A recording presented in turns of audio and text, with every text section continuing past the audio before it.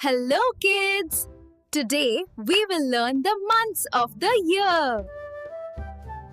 Which is the first month of the year? January. Yes, January is the first month of the year. Which January month has is 28 days and sometimes 29? February. Yes, February Kids, is special. This is the month of March. Let's count the days together. March has 31 How many days are there in April? 30 days. Yes, April has 30 Now, days. kids, Let's learn about the month of May. Can you tell me how many days are there in May? 31 days. Yes, Now, May has kids, 31 let's days. Let's look at the month of June. How many days are there in June? 30 days. Yes, June How has many 30 days days. Are there in July?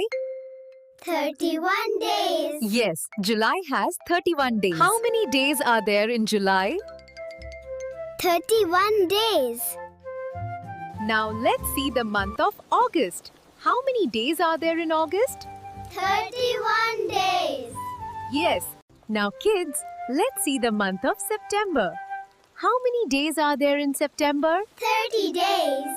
अक्टूबर में कितने दिन होते हैं? 31 days.